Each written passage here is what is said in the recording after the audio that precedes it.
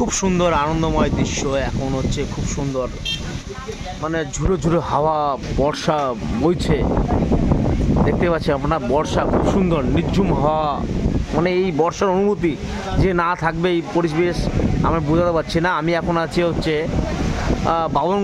বাবনগোলা থেকে মোটামুটি 100 মিটার দূরে নিয়ার বাই ব্রিজে বসে আছি, যেখানে ভাইরাল চায়ওয়ালা।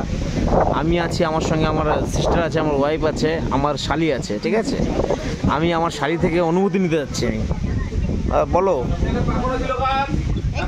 হ্যাঁ বলো বলো, এখানে যে অনুভূতিটা কি মনে হচ্ছে তোমার, বলো।